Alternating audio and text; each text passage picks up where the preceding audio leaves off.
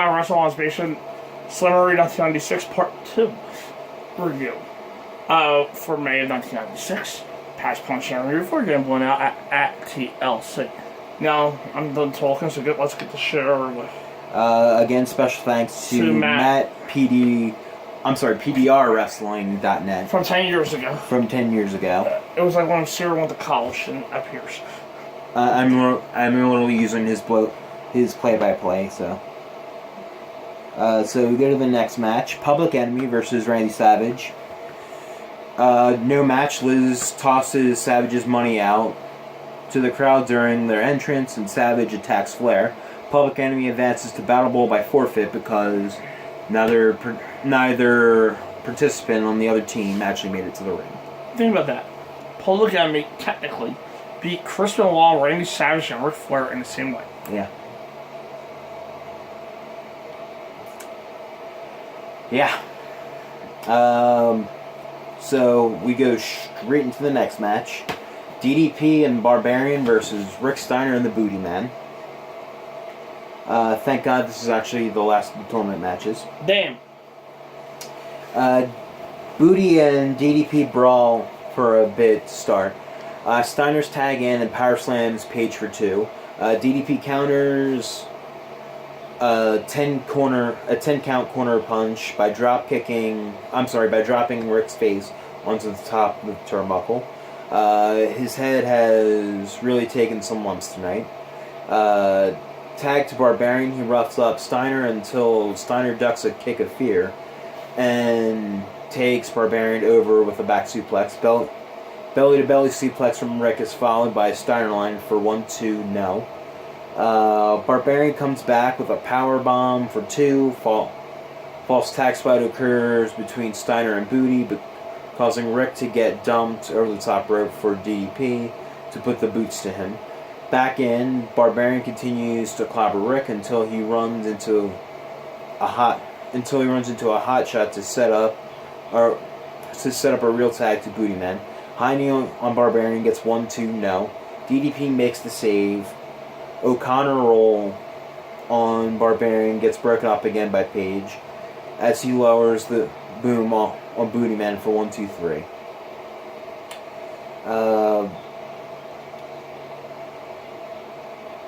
I wasn't a big fan of this match. I thought both teams had better matches with their previous opponents. But I guess it's better of the failing matches, so F+.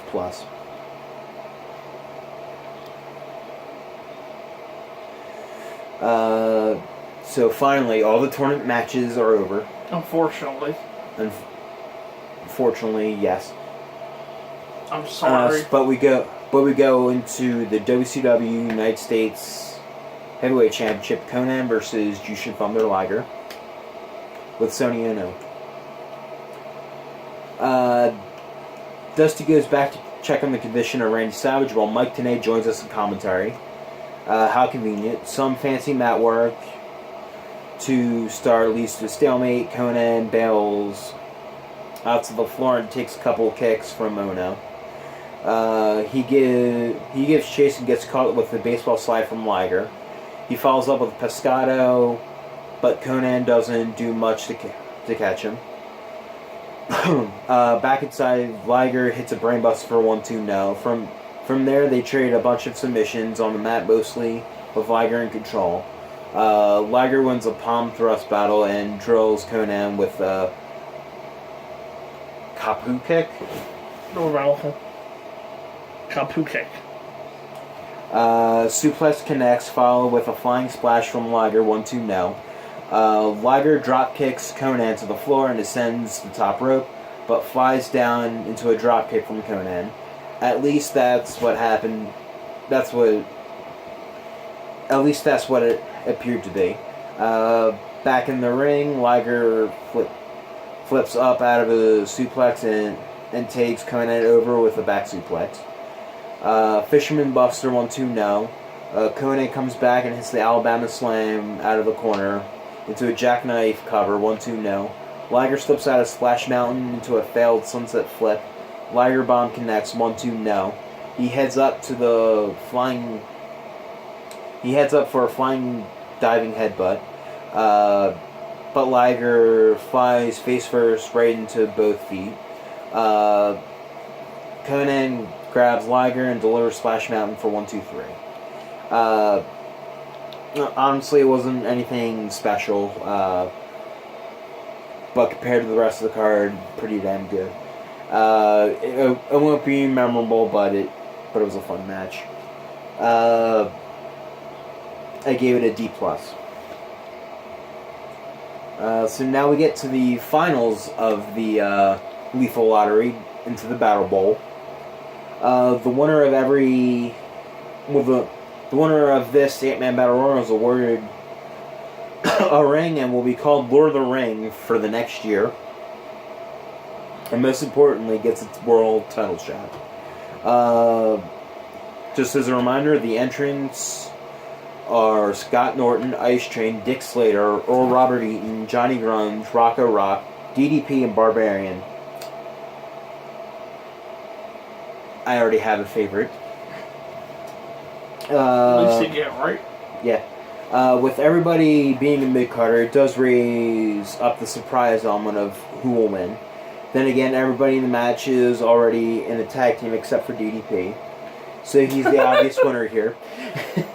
DDP gets thrown over the top rope a few times, but both feet never touch the ground. Even with the dual camera shots, they still miss Rocco Rock going over the top rope for the first elimination. Heel miscommunication causes Slater to miss Norton with his boot and knock Eaton over the top rope. Colonel Parker smacks Eaton around with his hat, which rolls up Eaton to knock Parker down on his backside. Slater eliminates himself to get at Eaton. Slater tries to get back inside and nails Norton from behind with his boot to allow DDP to backdrop Norton out. That leaves us with 4 men: Ice Train, Johnny Grunge, Barbarian, and DDP. Page starts to sing out Diamond Cutters to everybody. He pins Grunge, pins Ice Train, but only gets a 2 on Barbarian. Well, at least now we only get Barbarian and DDP in a match. By the way, I don't think they actually ever said that the Final 4 goes into a Fatal 4-Way match. But, alright, let's go with it.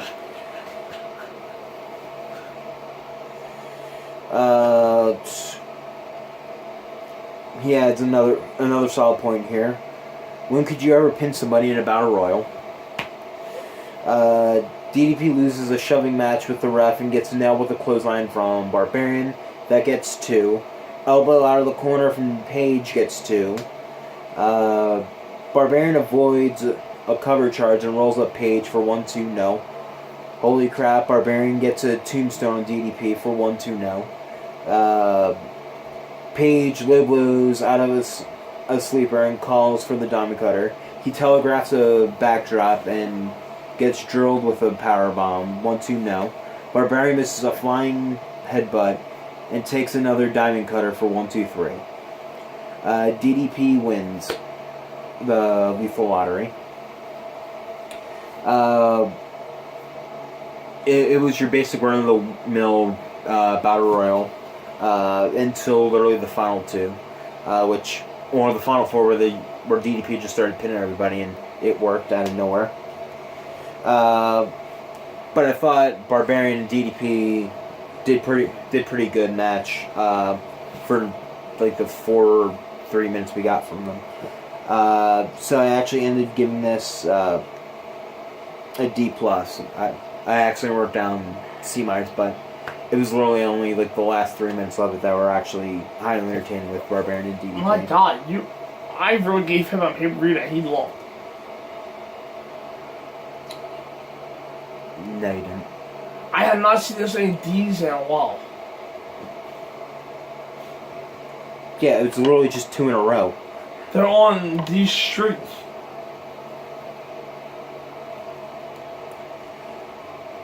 Well, anyway, let's get to the main event of the night. My personal mission. WCW World Heavyweight Championship match. The Giant with Jimmy Hart versus Sting with Lex Luger.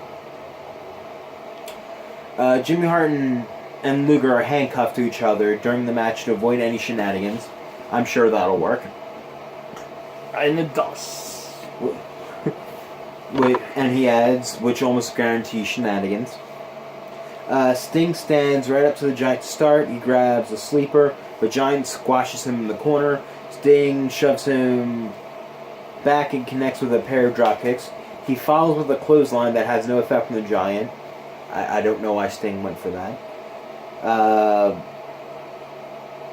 So Sting retreats to the floor. Back in the ring, Sting employs the stick and run strategy, and then tries to slam the Giant, which was also a big mistake. Giant walks all over Sting and applies the body scissors. Hey, psychology from the big guy. In his second year in the business. Like even. Yeah. He even grabs the bottom rope for leverage. It didn't actually look like it did much. He literally just held the rope and just shook it. But hey, he's trying. He gets caught by the ref though. Sting kicks back on Giant and then gets tossed to the floor.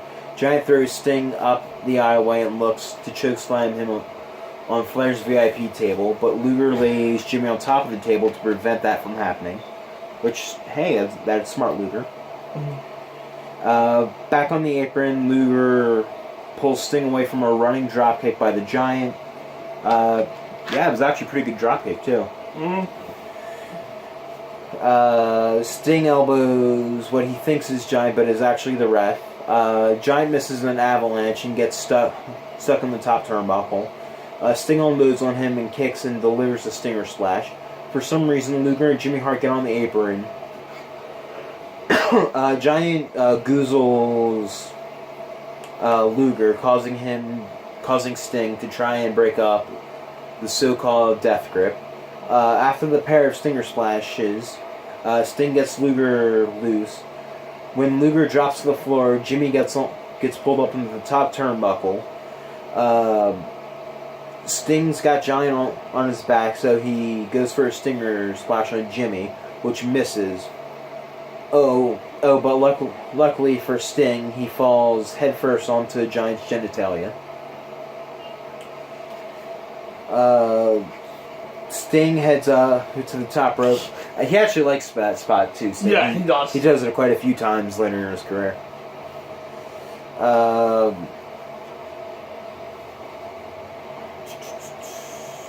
Where was I? He found the Giant genitalia. He falls headfirst right into the Giant genitalia. Sting heads up to the top, hits a flying splash for Giant. 1-2 no. Giant presses Sting off onto the referee, Randy Anderson, to knock him out again. Sting hits another flying splash, goes for a Scorpion Death Block. Meanwhile, Luger and Jimmy are fighting over the control of the megaphone up on the apron. Luger manages to pull the megaphone away from Jimmy, but hits Sting in the face by mistake. He more or less just rips it out of Jimmy's hands and sort of like throws it at his head in one motion. By the way, that storyline still going on.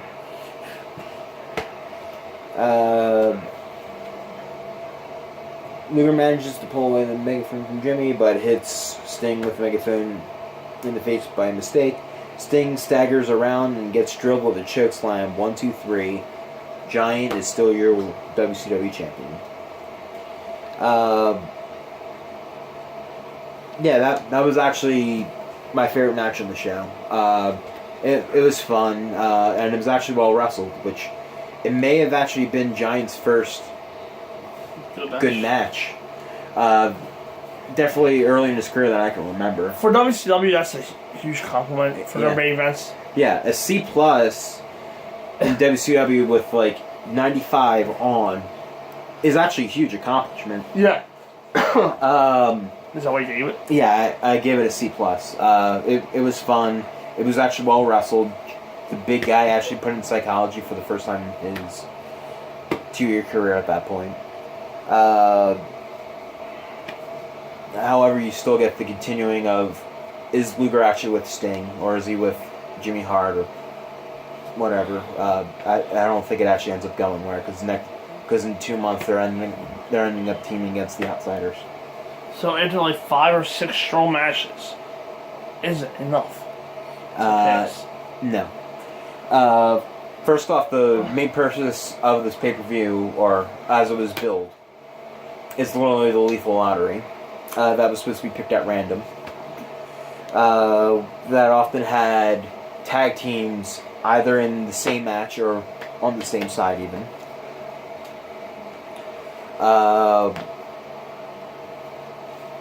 With only one match making it out of 10 minutes, and that being main event.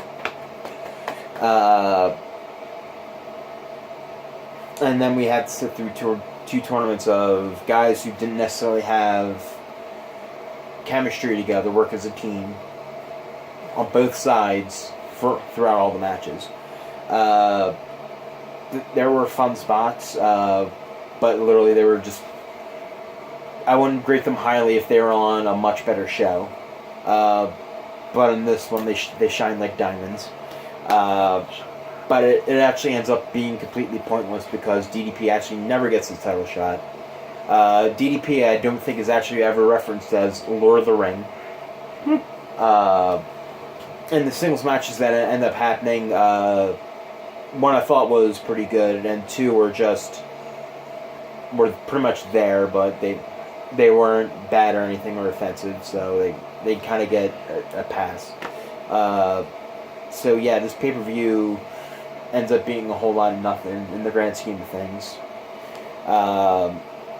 That and next month, that and in literally a couple weeks, the Outsiders come in, so whatever progress is attempted to be made here would already be washed out. Thank God, we're not so would never survived. F. It was a close demise, though. Right? No, it was a gigantic F. Now, though, for us here, we'll be back on January 12th for NXT TakeOver Blackpool review, where I will also reveal my next pick for Past Punishment as I continue my journey to first place. Don't worry, we'll tie again. If there's 5 matches like a TakeOver, there's a very good chance we won't tie unless we're picking the same exact people. That's true. Yeah. So we're almost there. Because I've been voting for me, I am almost there. What did I promise you earlier in the year? I'm letting them win. And now I just etched out a 1 point up. I am closer now. I was originally down by 7. Now I'm down by 6. So look who's laughing now. By the way, going to the new year. By the way, I think you kept the same lead. I think I had the same lead on you. Oh wait, wrong person. I ended up on 2nd place. So look who's laughing now, bish. That title is going to not be mine, but I sure as hell it's going to be yours. But I'll be staying here because Pat will feel like lugging it over every pay-per-view. So there you go. If he wins, I win. If I win, he doesn't win. But you know the deal. It's not leaving this house now because we'll forget about WrestleMania. We're not bringing him to WrestleMania with us. So I mean, we're not going to WrestleMania, but neither is that. We may have a nice ceremony.